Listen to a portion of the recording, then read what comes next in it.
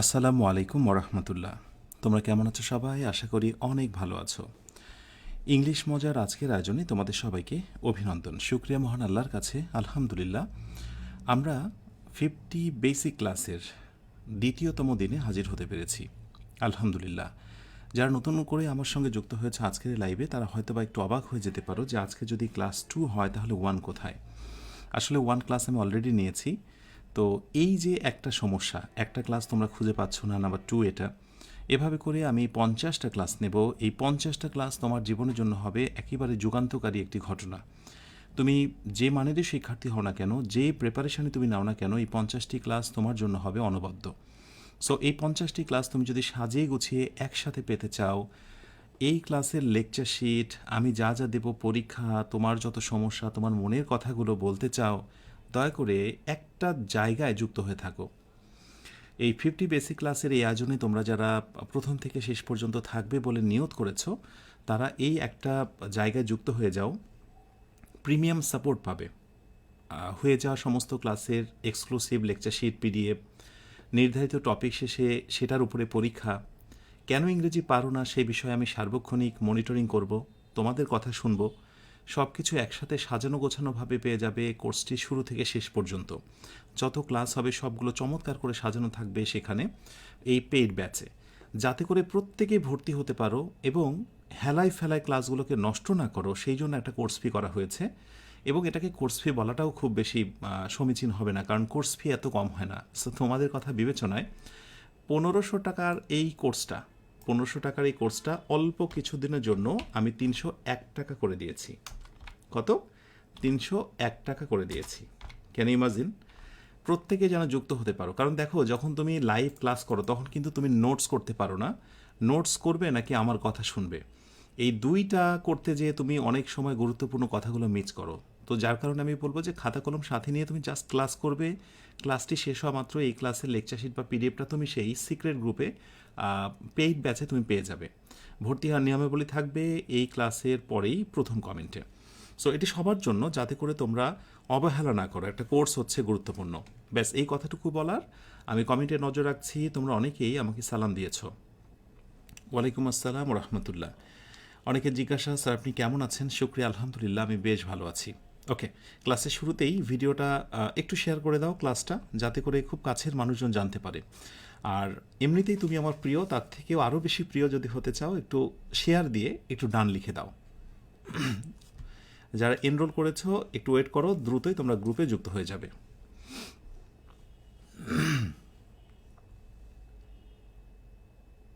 আচ্ছা, তো এই হচ্ছে বেসিক ক্লাস।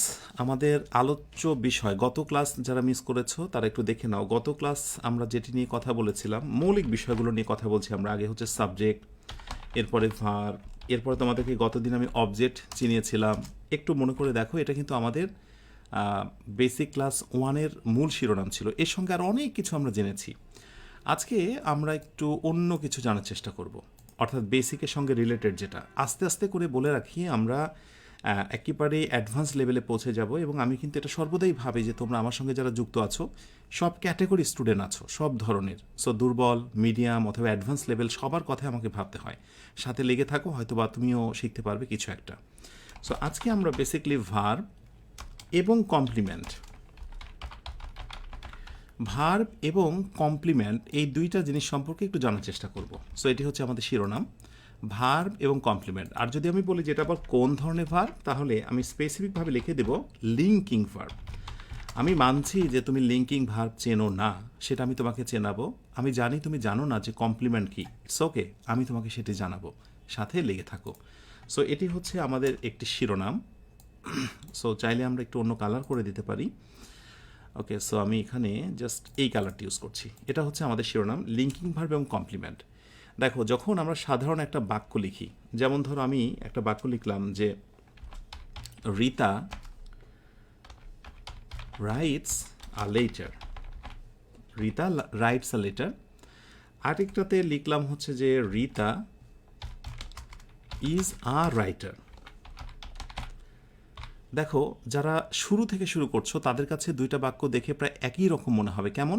এই হচ্ছে রিতা সাবজেক্ট, এই হচ্ছে রাইটস, লিখে ভার্ব, ইজ হচ্ছে ভার্ব, এ লেটার একটা বাড়তি অংশ, এ রাইটার হচ্ছে বাড়তি অংশ।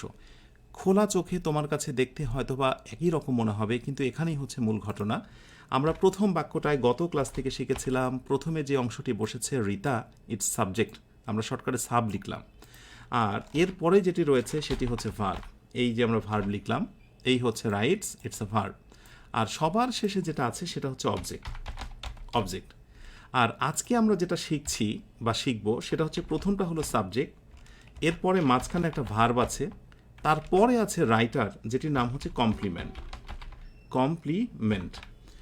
পরবর্তীতে লিখে নিও, যখন আমি মানে পেইড ব্যাচে যারা যুক্ত আছো সেখান থেকে লিখে নিও যে এই যে কমপ্লিমেন্ট যেটাকে বলছি সেটা হচ্ছে পরিপূরক। কমপ্লিমেন্টের বাংলা কি? পরিপূরক। কার পরিপূরক? সাবজেক্টের আসলে পরিপূরক। এই জায়গাটায় আমি একটু বোল্ড করছি। এবার একটা বিষয়, মজার বিষয় খেয়াল করে দেখো, আমি একটু ফাঁকা দিই। দেখো, রিতা এবং এ লেটার, এর ভিতরে কিন্তু একটা মারাত্মক ডিস্টেন্স আছে। কিছু বুঝতে পারছো? রিতা এবং লেটার সম্পূর্ণ আলাদা বিষয়। লেটার একটা চিঠি, রিতা একটা চিঠি লেখে, এটা হচ্ছে একটা অবজেক্ট, আলাদা বিষয়। এদিকে রিতা, এটা হচ্ছে সাবজেক্ট, আলাদা বিষয়। সো এটার সঙ্গে এটার আমরা কোনো সম্পর্কই খুঁজে পাচ্ছি না। অন্যদিকে যদি আমরা বলি রিতা ইজ আ রাইটার, এর মানে কিন্তু অন্যভাবে দাঁড়ায়। কি দাঁড়ায়? আমরা ইজ তুলে দিয়ে তখন কিন্তু আমরা এখানে ইজ ইকুয়াল টু দিতে পারি। অর্থাৎ যেই হচ্ছে রিতা সেই হচ্ছে রাইটার, যেই হচ্ছে রিতা সেই কিন্তু লেটার নয়। অথচ যখন আমি এই বাক্য বলছি Rita is a writer, that means এর মানে দাঁড়াচ্ছে যে রিতাই হচ্ছে একজন রাইটার। অর্থাৎ এই যে সাবজেক্টের সঙ্গে পরবর্তী শেষ অংশের যে একটা সম্পর্ক, একটা সম্পূরক, সাবজেক্টের যে একটা পরিচয়, এই পরিচয়কে বলা হয় কমপ্লিমেন্ট। মনে থাকবে? এই জন্যই বলা হচ্ছে যে কমপ্লিমেন্টের বাংলা অর্থ হচ্ছে পরিপূরক। কার পরিপূরক? এই যে সাবজেক্টের শেষ অংশ হচ্ছে পরিপূরক। জাস্ট এই কথাটা মনে রাখো তোমরা। এখন তোমরা স্বাভাবিকভাবেই এই জায়গাটা একটা স্ট্রাকচার তোমরা জেনে রাখবে। স্ট্রাকচারটা আমরা আস্তে আস্তে করে একটু গভীরে প্রবেশ করছি, তাড়াহুড়ো করা যাবে না। তাহলে একটা স্ট্রাকচার দাঁড়ালো যে সাবজেক্ট এবং ডট ডট, এর শেষে হচ্ছে কমপ্লিমেন্ট, কমপ্লিমেন্ট। তাহলে প্রথমে বসে সাবজেক্ট আর সবার শেষে হচ্ছে কমপ্লিমেন্ট।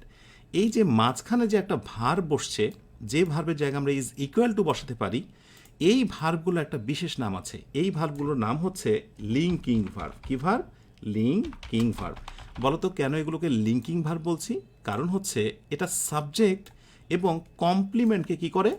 যুক্ত করে। সাবজেক্ট এবং কমপ্লিমেন্টকে যুক্ত করে, অতএব এটার নাম হচ্ছে লিঙ্কিং ভার্ব।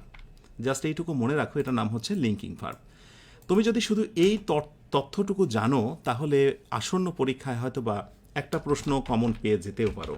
ধরো এরকম একটি প্রশ্ন করা হলো যে হি ইজ আ ডক্টর। একেবারে সহজ করে আমি বোঝানোর চেষ্টা করছি। লাইক এখানে ইজের নিচে আন্ডারলাইন করা হলো, ইজের নিচে আন্ডারলাইন করা হলো। অপশানে বলল যে এটা কি মেইন ভার্ব। অপশান বি এটা কি লিঙ্কিং ভার্ব।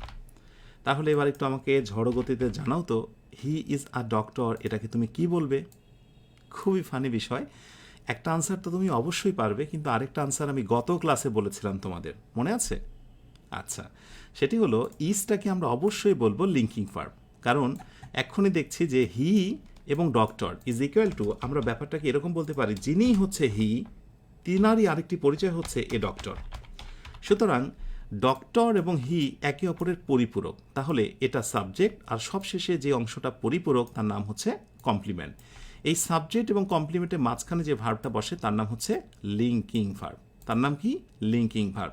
তাহলে এখানে একটা গুরুত্বপূর্ণ নোটস যেটি দাঁড়াতে পারে সেটি হচ্ছে, লিঙ্কিং ভার্ব তো বটেই, যে সেন্টেন্সে একটা verb, right? So one verb in a sentence, অর্থাৎ একটা সেন্টেন্সে যদি একটা ভার্ব হয়, এখানে ভার্বের সংখ্যা কয়টা বলো তো? একটা সেন্টেন্সে যদি একটা ভার্ব হয় ইজ ইকুয়াল টু, তার নামই হচ্ছে মেইন ভার্ব। তাকে আমরা বলবো প্রিন্সিপাল ভার্ব।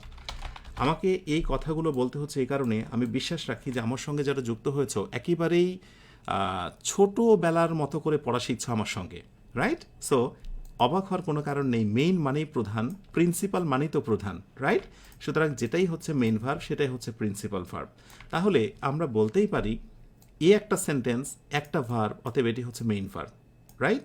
আর অন্য দিক থেকে হিয়েরই আরেকটি সম্পূরক বা তারই পরিচয় হচ্ছে সে একটা ডক্টর, অতএব সেই দিক থেকে সাবজেক্ট এবং কমপ্লিমেন্টকে যেহেতু লিঙ্ক করেছে, অতএব এটি হচ্ছে লিঙ্কিং ভার্ব। সুতরাং এখানে অ্যাকচুয়ালি রাইট উত্তর হচ্ছে বোথ আর কারেক্ট। বোথ আর কারেক্ট। এটা হচ্ছে কমপ্লিমেন্টের একেবারে বেসিক ভিউ। কমপ্লিমেন্টের কি এটা? একেবারে বেসিক ভিউ।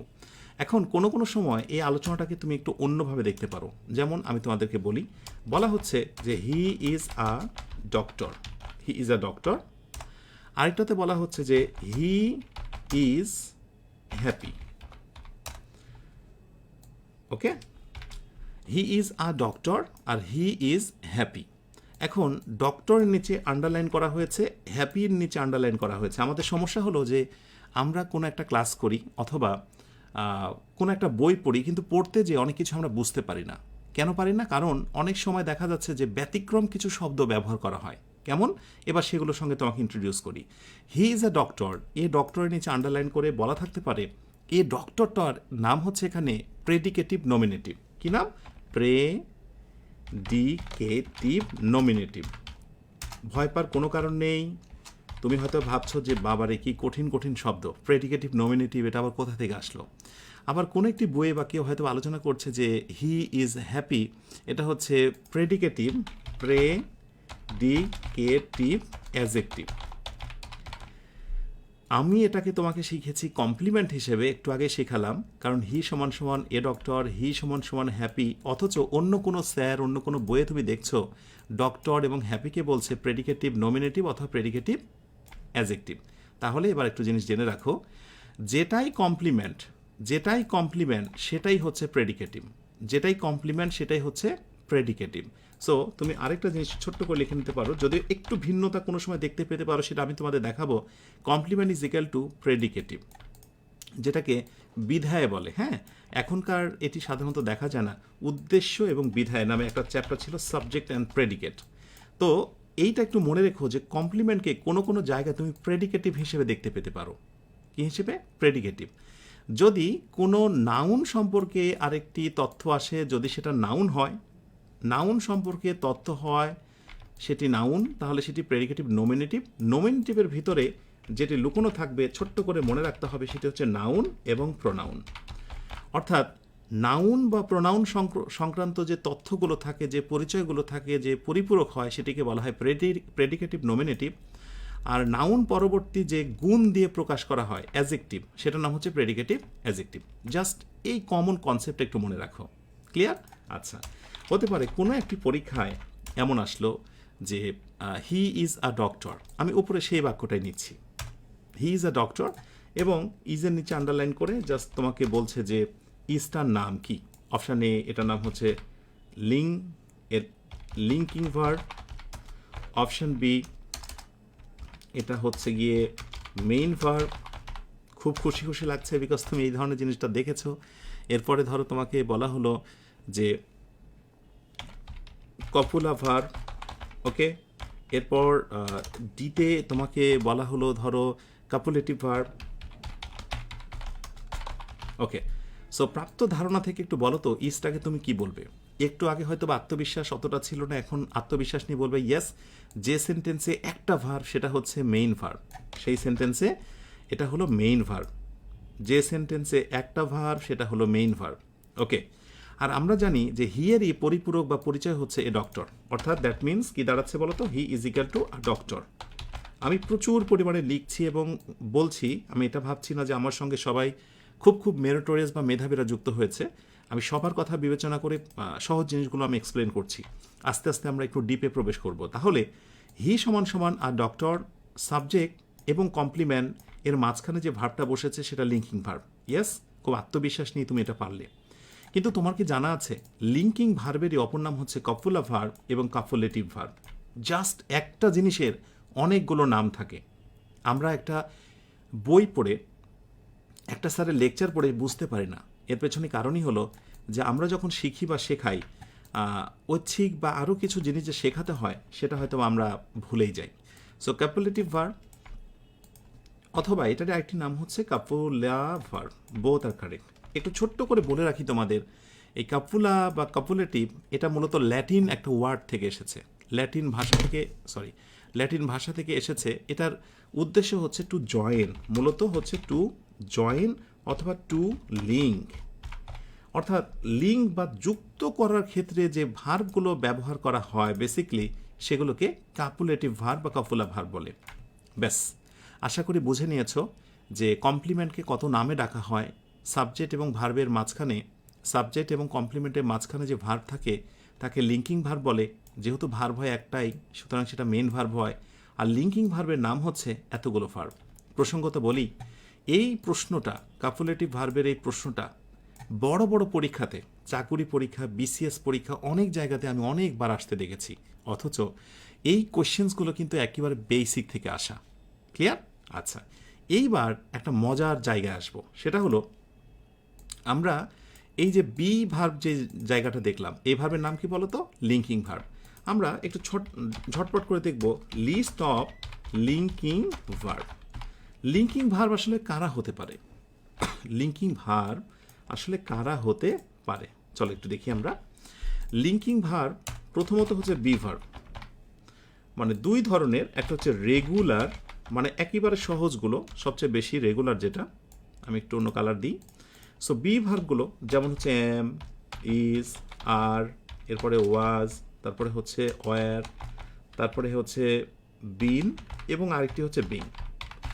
তোমরা মনে রেখো, যদি be verb am, is, are, was, were, be, been, being থাকে, এগুলো লিঙ্কিং ভার্বের অন্তর্ভুক্ত হতে পারে।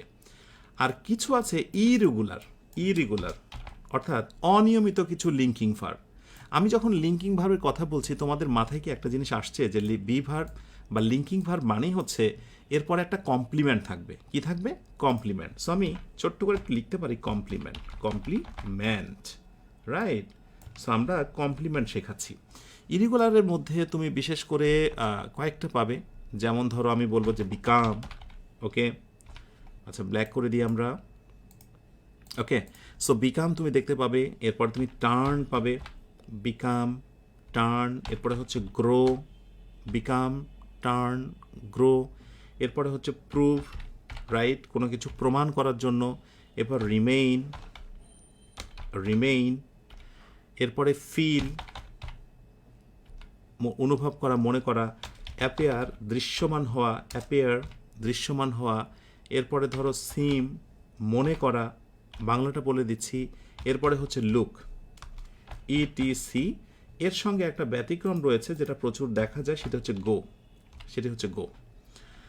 ক্লাস শেষ করেই তোমার কাজ হচ্ছে এই যে ভার্বগুলোর লিস্ট আমি দিলাম সেগুলো ঠুটস্থ, মুখস্থ এবং কণ্ঠস্থ করে নাও। বিশ্বাস করো, এইগুলো আমি মুখস্থ করেছি বলে এই সংক্রান্ত প্রশ্নগুলোর আনসার আমি দিতে পারি, তুমিও পারবে যদি তোমার কন্ট্রোলে থাকে। সো ডিপ দিয়েছে একজন, একটু ইরেগুলার বেশি হয়ে যায়, ওই জন্য ওগুলো দেইনি। আচ্ছা, এবার আসো, এইগুলোর পরে যে শব্দটা বসে সেটি হচ্ছে কমপ্লিমেন্ট। তাহলে এগুলোর পরেও বসে কমপ্লিমেন্ট, এগুলোর পরেও বসে কমপ্লিমেন্ট। পার্থক্যটা কি? চলো এবার আরেকটু সামনে এগোই, ওকে, আরেকটু সামনে এগোই এবং দেখো ঘটনাটা কি। আমি যদি বলি যে হি ইজ হ্যাপি, ওকে, আমি যদি বলি যে হি সিমস হ্যাপি, এবং বলা হলো যে চুজ দ্য কারেক্ট আনসার, বলো দেখি এই দুইটা বাক্যের ভেতরে কোন বাক্যটাকে সঠিক আমরা বলতে পারি। সো হি ইজ হ্যাপি, আর বি নাম্বার হচ্ছে he seems happy, okay. So খুবই সিম্পল ওয়েতে তুমি বলবে যে বোথ আর কারেক্ট। কীভাবে? আমি একটু হেল্প করি। প্রথমটা সাবজেক্ট, এরপরটা হচ্ছে এলভি মানে হচ্ছে লিঙ্কিং ভার্ব, ওকে। কোনো জায়গায় এলভি দেখবে, সো লিঙ্কিং ভার্ব, ওকে, আমি এলভি দিলাম, লিঙ্কিং ভার্ব। এরপরে লাস্টে যে হ্যাপিটা আছে সেটি হলো অ্যাডজেক্টিভ বা কমপ্লিমেন্ট,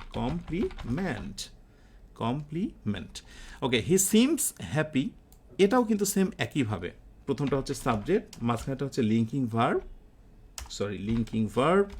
এবং সবার শেষে হচ্ছে কমপ্লিমেন্ট। তাহলে পার্থক্যটা কি বলো তো? পার্থক্যটা আসলে কি? এই কোশ্চেনটাই যদি এখন আমি এইভাবে তুলে দিই তোমাদের, যে হি সিমস হ্যাপি, মাঝখানে ফিলিং ইন দ্য গ্যাপ। আর অপশান হিসেবে যদি তোমাদেরকে দেওয়া হয় যে ইজ হবে নাকি হচ্ছে সিমস হবে, তাহলে নিশ্চয়ই দুইটাই দেবে আনসার। অবশ্যই দুইটা দেবে, কোনো আপত্তি নেই। কিন্তু মনে রাখতে হবে, তুমি যদি স্পোকেনে দক্ষ হতে চাও, তুমি যদি ফ্রি হ্যান্ড রাইটিংয়ে দক্ষ হতে চাও, তুমি ইংরেজি যদি একেবারে রুট থেকে শিখতে চাও, তাহলে বাংলা অর্থ জানা খুব জরুরি। যেমন আমি যখন বলবো যে হি ইজ হ্যাপি, এর মানে হচ্ছে যে সাধারণত সে সর্বদাই সুখী থাকে, আর এটাই শাশ্বত কথা। হি ইজ হ্যাপি মানে আমার জানা মতে আমি গত কয়েক বছর ধরে তাকে সুখী দেখছি। সকালে ঘুম থেকে উঠে গান বাজনা করে, দুপুরে রাতে আবার গান বাজনা করতে করতে ঘুমিয়ে যায়। এটা হচ্ছে সার্বজনীন অবস্থা, universal. So it's call universal, universal mood. মানে এটা সার্বজনীন একটা কথা যে সে সুখী। বাট যখন বলা হবে হি সিমস হ্যাপি, তার মানে হলো তাকে দেখে খুশি মনে হচ্ছে। তার মানে হতে পারে যে সে দুঃখে আছে, কিন্তু তার বাহ্যিক আচরণ দেখে মনে হচ্ছে যে সে সুখে আছে। তাহলে নিশ্চয়ই বুঝতে পেরেছ। সো এটা হচ্ছে প্রেজেন্ট কন্ডিশন, একেবারে যেটা মনে হয়। তাহলে লিঙ্কিং ভার্ব মাঝখানে বসতে পারে, কোনো সমস্যা নেই, কিন্তু তার অর্থের মারাত্মক পার্থক্য আছে।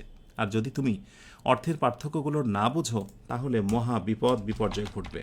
যেমন ধরো, এখানে অনেকগুলো শব্দ আছে, যে শব্দগুলোর পরে আমরা পরের শব্দটি কি বসাচ্ছি? কমপ্লিমেন্ট বসাচ্ছি। আমি একটি বাক্য দিলাম যে হি বললাম যে গ্রোস,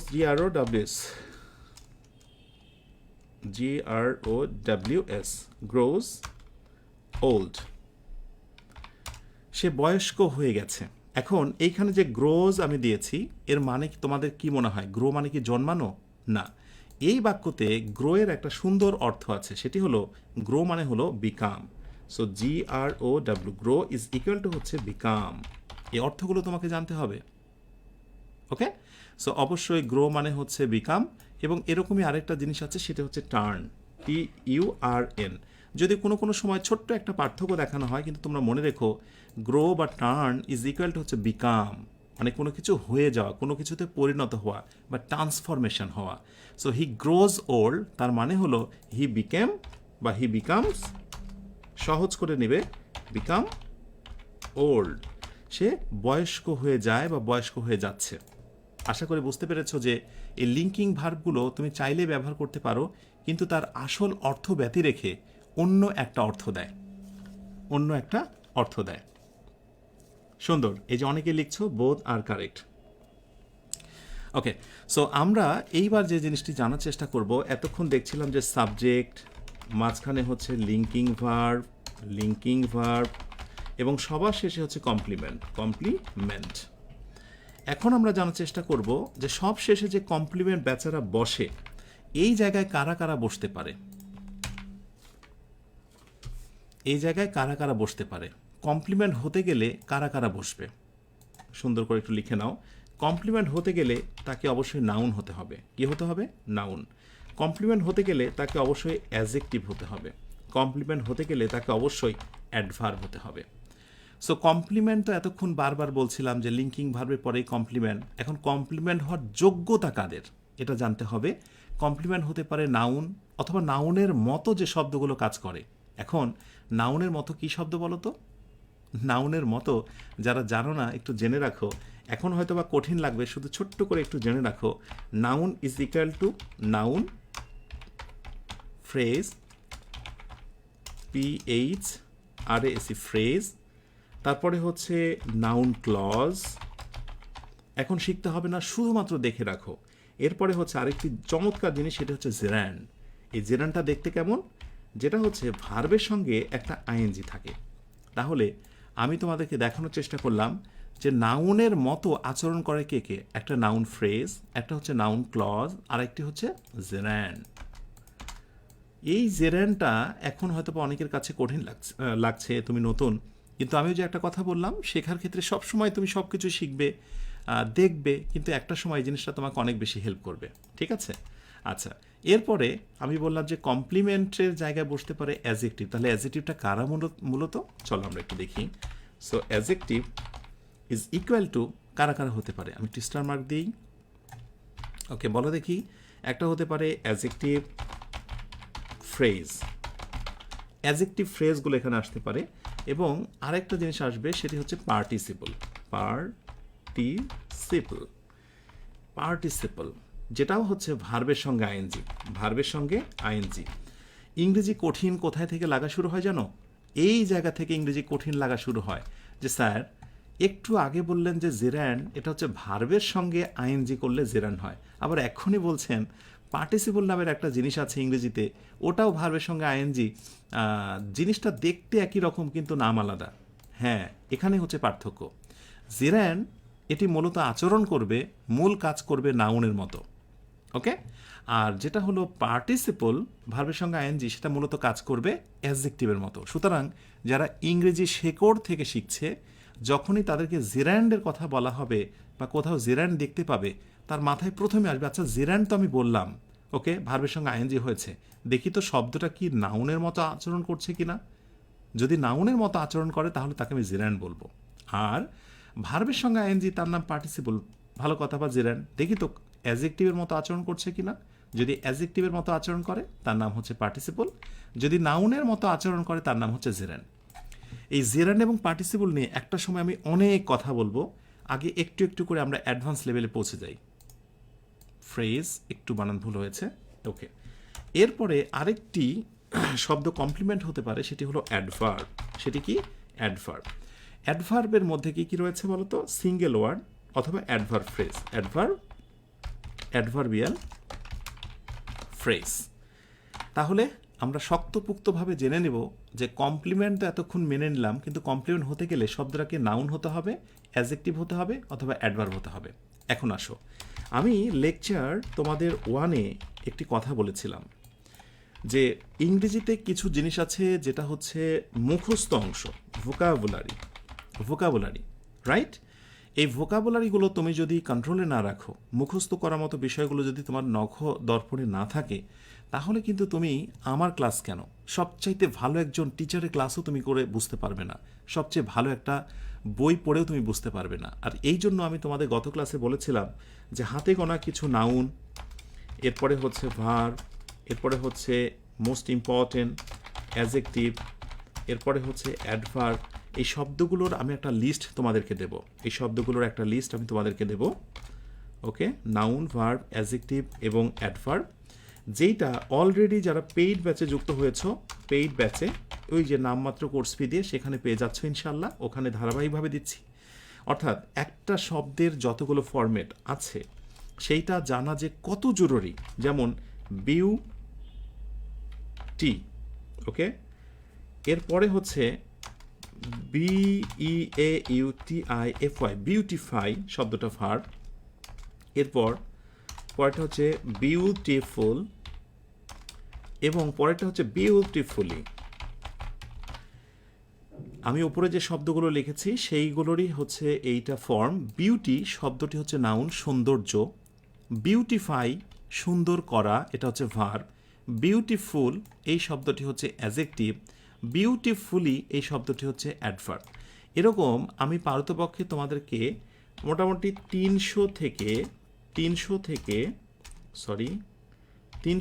তোমাদেরকে আমি 300 থেকে 400 আমি তোমাদের ওয়ার্ডস দেব। এই 300 বা 400 ওয়ার্ডসই দেখবে দৈনন্দিন জীবনে সবচেয়ে বেশি কাজে লাগে। এগুলো তোমার জন্য সঞ্চয়, এগুলোই পড়বে, বাকিগুলো পড়ে, ব্যাস। এগুলো পেইড ব্যাচে আমি তোমাদের দিয়ে দেব। এরপরে আসো নেক্সট যেটি আমি তোমাদের দিতে চেয়েছিলাম, কনজুগেশন অফ ভার্বস। অর্থাৎ আমি যখন তোমাদেরকে টেন্স পড়তে যাব, পড়াতে যাব, সেখানে দেখবে যে ভার্বের 3টা ফর্ম ব্যবহার হচ্ছে, গো, এরপরে ওয়েন্ট, এরপরে হচ্ছে গন। এই যে ফরম্যাটগুলো যেগুলোকে বলা হয় কনজুগেশন অফ ভার্বস, এগুলোরও লিস্ট আমি পেইড ব্যাচে দিয়ে দেব। আমি বলেছিলাম যে তোমাদেরকে দেব, উন্মুক্ত প্ল্যাটফর্মে দেওয়া সম্ভব নয়, এটার মিস ইউজ হবে।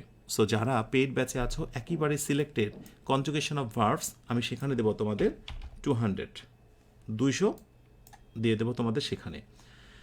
সো এই হচ্ছে মোটামুটি লেকচার 1 থেকে আমার বলা কমিটমেন্ট, যেটা ইনশাল্লাহ তোমাদেরকে আমি দিয়ে দেবো। কেন এই কথাগুলো বলছিলাম? কারণ হলো বারবার দেখো নাউন, অ্যাডজেক্টিভ এবং অ্যাডভার্বের প্রসঙ্গ আসছে, অথচ আমার সঙ্গে এখন যারা যুক্ত আছো এমন অনেকেই যে আমি মানে তুমি নাউন বোঝোই না বা আমি তোমাকে নাউন পড়াইনি, অথচ নাউনের প্রসঙ্গ কিন্তু অটোমেটিক্যালি চলে আসছে। তার মানে কিছু জিনিস আছে এটা মুখস্থ করার মতো বিষয়।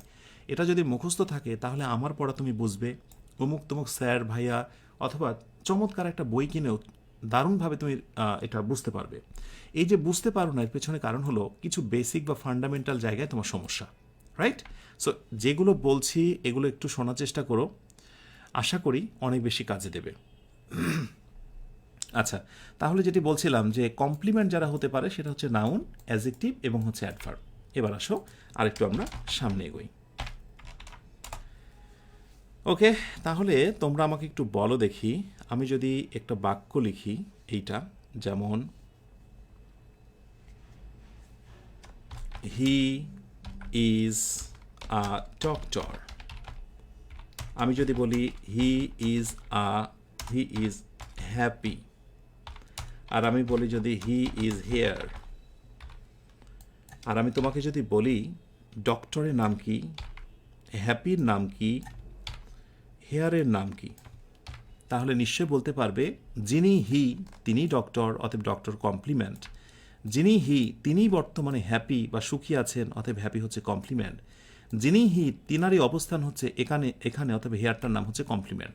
বাট আমি জানতে চাই সবগুলোই যেহেতু কমপ্লিমেন্ট, কোনটা কোন পার্টস অফ স্পিচে রয়েছে, কোনটা নাউন, কোনটা ভার্ব, কোনটা অ্যাডজেক্টিভ? ইয়েস, খুবই সহজভাবে বলবে শব্দটি নাউন, হ্যাপি এই শব্দটি হচ্ছে অ্যাডজেক্টিভ, হেয়ার ইটস হচ্ছে অ্যাডভার্ব। সুতরাং আমরা একটা বিষয় বুঝে ফেললাম এবং দারুণ করে মাথায় ঢুকিয়ে নিলাম যে অবশ্যই কমপ্লিমেন্ট হতে গেলে তাকে কি হতে হবে? তাকে নাউন হতে হবে, অ্যাডজেক্টিভ হতে হবে অথবা অ্যাডভার্ব হতে হবে। যদি এটা তোমার কন্ট্রোলে থাকে তাহলে আমরা আরেকটু সামনে এগোতে পারি। দেখি এই টেস্টের রাইট আনসারটা তোমরা কী দেবে।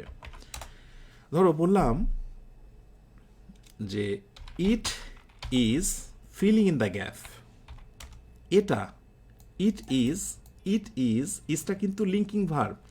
আমি যখনই বলবো ইজ, মাথায় চলে আসতে হবে আচ্ছা স্যার মুখস্থ করতে বলেছিল, এটা লিঙ্কিং ভার্ব। তাহলে লিঙ্কিং ভার্বে যে আমি দুইটা লিস্ট দিলাম, রেগুলার এবং ইরেগুলার, ক্লাসটি শেষ করে মুখস্থ করে ফেলতে হবে, কেমন? আচ্ছা, তাহলে it is filling in the gap, আমি অপশানে বলবো স্মুথ হবে, অপশান বি স্মুথলি হবে। এখন যখনই এখানে ফিলিং ইন দ্য গ্যাপ তুমি বসাতে চাও, তুমি বেসিক শিখছো, তুমি বুঝতে পারো না যাচ্ছে ফিলিং ইন দ্য গ্যাপে বসবে নাকি। এইখানে বসানোর আগে তোমার মাথায় আসতে হবে যাচ্ছা স্যার আপনি শিখিয়েছিলেন সাবজেক্ট, এরপরে যদি বি ভার্ব থাকে, এরপরে কি থাকে? Be verb. এই বি ভার্বগুলোর নাম কি বলো তো? বি ভার্বগুলোর নাম হচ্ছে লিঙ্কিং ভার্ব, যেটাকে আমরা শর্টকাটে বলি এলভি।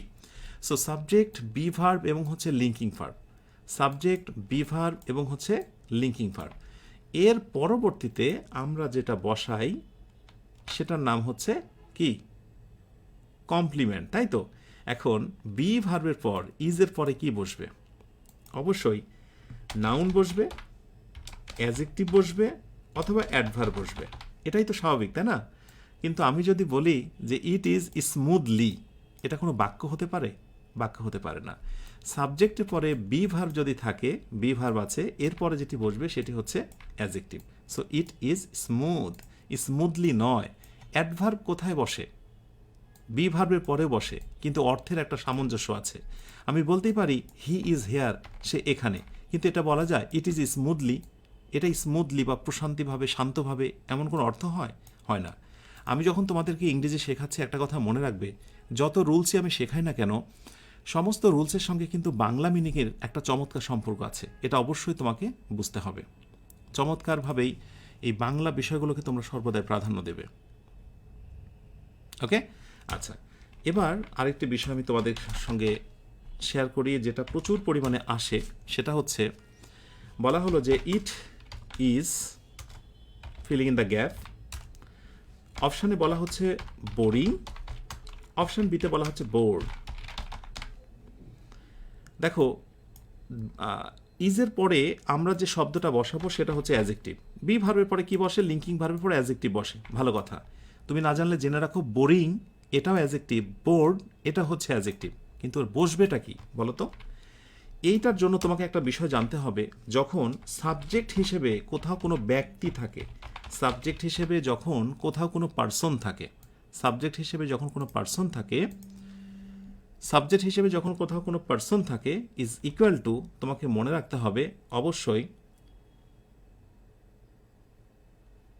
V3 অ্যাজেক্টিভ ফর্মটা বসবে। কি বসবে? V3 অ্যাজেক্টিভ ফর্ম সাবজেক্ট হিসেবে। আর কোথাও যদি সাবজেক্ট হিসেবে কোনো বিষয়বস্তু থাকে, পার্সন অথবা যদি থিং থাকে, পার্সন অথবা যদি কোথাও থিং থাকে সাবজেক্টে পড়ে, তাহলে পার্সন, SON, সরি পার্সন তো একবার আছে, থিং বা ফ্যাক্ট, মানে কোনো বিষয়বস্তু যদি থাকে, সাবজেক্টে পরে যদি মানে সাবজেক্ট হিসেবে কোনো বিষয়বস্তু থাকে, ইজ ইকুয়াল টু, সেখানে হবে এই যে অ্যাজেক্টিভ যেটা, সেটা হচ্ছে ভার প্লাস আইএনজি, এই অ্যাজেক্টিভটা। একবারে ছোটোখাটো পার্থক্য, এগুলো তোমার কমপ্লিমেন্টের সঙ্গে সম্পৃক্ত। যেমন ইট, এটা কিন্তু সাবজেক্ট নয়, অতএব কী হবে? আইএনজি যুক্তটা। So it is boring, it is boring. কিন্তু আমি যদি বলতাম আই, অথবা যদি বলতাম he is filling in the gap, এবার তুমি খেয়াল করো, হিটা হচ্ছে সাবজেক্ট এবং পার্সন, সুতরাং এর পরবর্তী যে অ্যাজেক্টিভটা হবে সেটা হচ্ছে V3 অ্যাজেক্টিভ। তাই এখানে হবে বোর্ড, BORD, বোর্ড।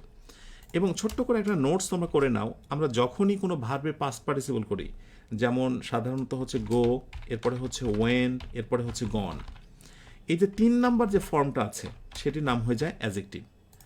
যখনই আমরা কোথায় যাই, ডু, এরপরে ডিড, এরপরে হচ্ছে ডান, এই 3 নাম্বার ফর্মটা কিন্তু মূলত অ্যাজেক্টিভের মতো আচরণ করে। সো এটা একটু মনে রেখো তোমরা, যে প্রয়োজন বোধে কনজুগেশন অফ ভার্বের যে 3 নাম্বার ফর্মটা আছে, 3 নাম্বার ফর্ম আছে, অথবা কোনো কোনো সময় ইডি যুক্ত হয়, এই শব্দগুলো কিন্তু মূলত অ্যাজেক্টিভে রূপান্তরিত হয়, এই শব্দগুলো মূলত অ্যাজেক্টিভে রূপান্তরিত হয়। ওকে, সো আজকে আমরা জাস্ট কমপ্লিমেন্ট সম্পর্কে একটু আলোচনা করলাম। আমি তোমাদেরকে কিছু টাস্ক দেব, আগামী দিনের কাজ, যারা পেইড ব্যাচে যুক্ত হবে তারা হয়তো বা সেগুলো জানতে পারবে। এখন সবশেষে আমরা একটু সলিউশনের দিকে আসি। আমরা শিখছিলাম সাবজেক্ট, লিঙ্কিং ভার্ব এবং কমপ্লিমেন্ট। তাহলে আমি যদি এরকম একটি বাক্য লিখি যে হি হি হি একটু খেয়াল করো সবাই, হি, ELECTS, আচ্ছা, হি elects me chairman, CHAIRMAN, chairman. He elects me chairman. আমি যদি তোমাদেরকে বলি যে এই মি এটা কি অবজেক্ট নাকি কমপ্লিমেন্ট, অপশানে আসি আমরা, ফিনিশিংয়ে, আচ্ছা ফিনিশিংয়ে আসি আমরা, এটা কি অবজেক্ট, অর বি নাম্বার হলো কমপ্লিমেন্ট। এই মিটার নাম কি? Is it object or complement? MENT। আমাকে একটু বলো দেখি এটার নাম কি হবে। ওকে, নেক্সট আরেকটি প্রশ্ন হচ্ছে, আমি এবার আন্ডারলাইন করব চেয়ারম্যানে। ওকে, চেয়ারম্যানের নিচে আন্ডারলাইন করে আমি প্রশ্ন করছি সেম একইভাবে, যে এই চেয়ারম্যানের নামটা কি? এটা কি অবজেক্ট অর কমপ্লিমেন্ট? ঝড়গতিতে আনসারটা দিয়ে দাও। আমরা এতক্ষণ ছিলাম সাবজেক্ট এবং কমপ্লিমেন্টের মধ্যে, সবশেষে একটু একটু করে ফিনিশিং টানবো। Okay, thank you so much, অনেকে রাইট উত্তর দিয়েছ। হি ইলেক্টস মি, হিয়ার মিটা হলো অবশ্যই অবজেক্ট। কেন বলো তো অবজেক্ট? কারণ এই কথাটি দ্বারা আমি শুরু করেছিলাম, হি এবং মি দুইটা আলাদা সত্তা, আলাদা মানুষ, এর মাঝখানে তুমি কিন্তু কোনোভাবেই ইজ ইকুয়াল টু বসাতে পারবে না, ইজ ইকুয়াল টু বসাতে পারবে না। সুতরাং এটা যে অবজেক্ট, এটা কিন্তু পূর্বের আলোচনা থেকে প্রমাণিত। But he elects me chairman, আমি এবার চেয়ারম্যানে আন্ডারলাইন করেছি। চেয়ারম্যান কি খেয়াল করে দেখো, এখানেও কিন্তু সে আমাকে চেয়ারম্যান হিসেবে নির্বাচিত করেছে, বা চেয়ারম্যান হিসেবে নির্বাচিত করে। এই জায়গাতে কিন্তু হি মানে কিন্তু চেয়ারম্যান নয়, কারণ হি কিন্তু আমাকে বানিয়েছে চেয়ারম্যান। দ্যাট মিনস মি এবং চেয়ারম্যান এর মাঝখানে আমরা একটা ইজ ইকুয়াল টু বসাতে পারি। একটু সময় নিয়ে ভাবো। ওকে, সুতরাং এইখানে যে চেয়ারম্যানটা আছে সেই চেয়ারম্যানের নাম হচ্ছে কমপ্লিমেন্ট। কমপ্লিমেন্টটা কার বলো তো? এতক্ষণ আমরা দেখেছি বা পূর্বে যখন আমি আলোচনা করেছিলাম সেখানে দেখিয়েছিলাম সাবজেক্টিভ কমপ্লিমেন্ট। অর্থাৎ আমি যদি বলতাম he is a chairman, he is a chairman, তাহলে কিন্তু দেখো হি সমান সমান হচ্ছে চেয়ারম্যান। বাট এই বাক্যটা সে আমাকে চেয়ারম্যান বানিয়েছে, এই হি কিন্তু চেয়ারম্যান নয়, বরং আমিই হচ্ছে চেয়ারম্যান। সুতরাং আমরা আগে বা প্রথমে যতগুলো কমপ্লিমেন্ট দেখেছি সেগুলো হলো সাবজেক্টিভ কমপ্লিমেন্ট, অর্থাৎ সাবজেক্টের পরিপূরক। This is called subjective complement. Okay, আর এই মুহূর্তে আমরা যে সেন্টেন্সটা দেখছি, এই যে he elects me chairman, he elects me chairman, এই জায়গাটা এটা হলো অবজেক্টের কমপ্লিমেন্ট বা অবজেক্টের পরিপূরক। এটার নাম হলো অবজেক্টিভ কমপ্লিমেন্ট, কমপ্লিমেন্ট। সুতরাং আমাদের এই পুরো আলোচনা থেকে আরেকটা জিনিস বের হয়ে আসলো যে কমপ্লিমেন্ট শুধুমাত্র সাবজেক্টিভ কমপ্লিমেন্ট হয় না, অবজেক্টেরও পরিপূরক বা কমপ্লিমেন্ট হতে পারে। সুতরাং এখান থেকে আমরা লাস্ট ফিনিশিংয়ে আসব। আমরা একটা স্ট্রাকচার দেখেছিলাম যে সাবজেক্ট, মাঝখানে linking verb, LINKING linking verb, এবং সবার শেষে বসেছিল কি বলতো? সবার শেষে বসেছিল কমপ্লিমেন্ট। আমি একটু পুরো আলোচনাটাকে আমরা সামারি করছি। কমপ্লিমেন্ট হতে চাইলে তাকে নাউন হতে হয়েছে, অ্যাডজেক্টিভ হতে হয়েছে, অথবা অ্যাডভার্ব হতে হয়েছে, রাইট? এখন আমার প্রশ্ন হচ্ছে, আমি যদি PLEMENT, হ্যাঁ কমপ্লিমেন্ট, এখন আমি যদি ওপরের এই বাক্যটা জাস্ট নিচে টেনে নিয়ে আসি এবং যদি বলি যে বলতো বাছা ধন, বলতো এইখানে যে ইলেক্টস একটা ভার্ব আছে সেই ভার্বের নাম কি? আমি তোমাদের কমেন্টের দিকে নজর রাখছি, ঝটপট করে একটু জানাও। আমি তোমাদের বলেছি যে আস্তে আস্তে করে আমরা একটু গভীর জায়গাতে প্রবেশ করব। এরপরে আমি তোমাদেরকে নিয়ে যাব অন্য আলোচনায় আস্তে আস্তে করে। এগুলো একেবারে বেসিক লেভেলের আলোচনা। আমাদের রুলসে বলা হচ্ছে সাবজেক্ট, লিঙ্কিং ভার্ব, এরপরে কমপ্লিমেন্ট। তো আমরা সাবজেক্ট তো পেয়েছি, কমপ্লিমেন্ট পেয়েছি, বাট এই মাঝখানে ভার্বটার নাম কি? মাশাআল্লাহ, আমি দু একজনকে সঠিক উত্তর দিতে দেখেছি, ভেরি গুড।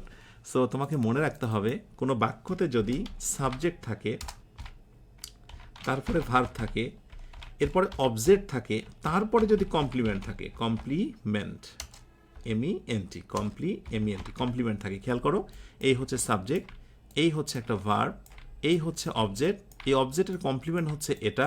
সুতরাং এই ভার্বের নাম কিন্তু আর লিঙ্কিং ভার্ব থাকবে না, তার নাম হয়ে যাবে ফ্যাক্টেটিভ ভার্ব। ফ্যাক্টেটিভ ভার্ব একটু মনে রাখতে হবে, এই ভার্বের নাম হয়ে যাবে ফ্যাক্টেটিভ ভার্ব। পরবর্তীতে আমি আরও বিস্তারিত এগুলো আলোচনা করার চেষ্টা করব। আমি শুধু দেখানোর চেষ্টা করছি যে সাবজেক্ট এবং লিঙ্কিং ভার্বের মাঝখানে, সাবজেক্ট এবং কমপ্লিমেন্টের মাঝখানে যে ভার্বে থাকবে সেটি আজীবন লিঙ্কিং ভার্ব নয়, সেটি লিঙ্কিং ভার্ব হতে পারে এবং সেটি ফ্যাক্টেটিভ ভার্বও হয়ে যেতে পারে। সো এই ছোটোখাটো বিষয়গুলো অবশ্যই মাথায় রাখতে হবে। Thank you so much. Okay, ক্লাসটা কবে হবে আমি অবশ্যই তোমাদেরকে জানিয়ে দেব, কারণ হলো এটা যারা ফেসবুক পেজে নজর রাখছো তারা অবশ্যই জানতে পারবে। আমাদের আজকে দ্বিতীয় দিনের ক্লাস হলো। আগামী দিন ইনশাআল্লাহ আমরা বিস্তারিত আলোচনা করব আরও অনেক কিছু। সব শেষে আমরা একটা আলোচনা ইতি টানবো, যেটা দিয়ে সেটা হচ্ছে যে my hobby is filling in the gap. Option A read, option B reading. আমরা ফিলিং ইন দ্য গ্যাপ পারি না, আমরা কথা বলতে পারি না, ফ্রি হ্যান্ডে লিখতে পারি না, আমাদের অসংখ্য ভুল যায়। কেন ভুল যায়? কারণ আমরা তো বেসিকই দুর্বল। আমরা মানে কি বলে, আমরা নিয়ম নীতিতেই ভুলে গেছি যে আসলে এগুলো ছোটোবেলা শেখার কথা। আমি যখনই এই স্ট্রাকচারটা দিয়েছি বা এই সেন্টেন্সটা, তখন মনে হওয়া উচিত তোমার যে এটা হচ্ছে সাবজেক্ট প্রথমে, ইসটা হচ্ছে লিঙ্কিং ভার্ব, সো লিঙ্কিং ভার্বের পর অবশ্যই একটা কমপ্লিমেন্ট বসবে, আর কমপ্লিমেন্ট হতে পারে নাউন বা নাউন ফ্রেজ বা জেরান্ড।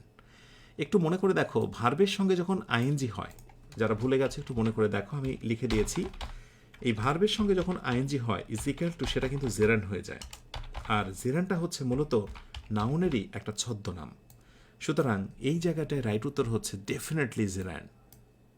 তুমি কি জানো যে রুলসটা বা যে ফিলিং ইন দ্য গ্যাপটি আমি তোমাকে শেখালাম, একটু জেনে দেখো তোমার বড় ভাই আপুদের কাছ থেকে, যদি তুমি ছোট হয়ে থাকো, এগুলো প্রায় প্রতিযোগিতামূলক বড় বড় পরীক্ষাগুলোতে আসে। আবার এই কোয়েশ্চেন্সগুলোই তোমার একাডেমিক পরীক্ষার ফিলিং ইন দ্য গ্যাপে আসে। ইংরেজির কোনো জাত ধর্ম নেই, তুমি যেটা শিখছো সেটাই তোমার বড় হয়ে কাজে দেবে। তাহলে এই বাক্যটাই যদি এমন হতো, একটু খেয়াল করে দেখো, এই বাক্যটা যদি এমন হতো যে মাই হবি ইজ রিডিং, রিডিংয়ের নিচে যদি আন্ডারলাইন করে এবং যদি জিজ্ঞাসা করে যে এটার নাম কি জেরান্ড নাকি এটার নাম পার্টিসিপল, আমি মানছি যে আমি তোমাকে জেরান্ড পার্টিসিপল বিস্তারিত পড়াইনি, এটা তোমার পারার কথাও না, কিন্তু একটা বিষয় আমাকে বলো তো, যে সম্পর্কে তুমি ধারণা নিয়েছো সেই জিনিসটাই যদি আসে, একটু ঘুরিয়ে পেঁচিয়ে সেটার আনসার বলা কি খুব বেশি কঠিন? মোটে না। মনে রেখো, এভাবে একটু একটু করে কিন্তু বেসিক স্ট্রং হয়। আজকের আলোচনাটা ইতি টানবো, সবশেষে আমি আমার পুরো আলোচনাটাকে একটু সামারি আকারে উপস্থাপন করি। আমি অনেক কিছু তোমাদের দিতে পারি একটি ক্লাসে, আমি অনেক অজানা জিনিস তোমাদের দিতে পারি, তোমরা দেখে অবাক হয়ে যেতে পারো, বিস্ময়ে অনেক কিছু ভাবতেও পারো। কিন্তু আমার উদ্দেশ্য কি জানো? আমার উদ্দেশ্য হলো, আমার লক্ষ্য হলো বেসিক টু অ্যাডভান্স। আস্তে আস্তে বেসিক থেকে আমি অ্যাডভান্সে পৌঁছে যাব। আমি যদি একবার ধুম করে কঠিন বিষয়গুলো টেনে নিয়ে আসি, এমনিতেই আমি অনেক মনে কষ্ট পাচ্ছি, বিকজ আজকের এই ক্লাসে তোমাকে জেরান্ড বা পার্টিসিপলের নাম তোমার সামনে উপস্থাপন করতে হয়েছে। আজকের এই ক্লাসে তোমাকে আমি ফ্যাক্টেটিভ ভার্বের নাম শিখিয়েছি। আজকের এই ক্লাসে আমি তোমাকে লিঙ্কিং ভার্বের আরও কত নাম শিখিয়েছি। আসলে কি জানো, বেসিকের সঙ্গে যদি সামঞ্জস্য বিষয়গুলোকে টেনে না নিয়ে আসা হয়, তাহলে না পড়া অপূর্ণ রয়ে যায়। সো আমি একটু একটু করে বেসিকের সঙ্গে সঙ্গে অ্যাডভান্স লেভেলে যেগুলো সঙ্গতি রয়েছে সেগুলো একটু একটু করে টানবো, দেখবি পরবর্তীতে জিনিসটা পড়তে অনেক মজা লাগবে।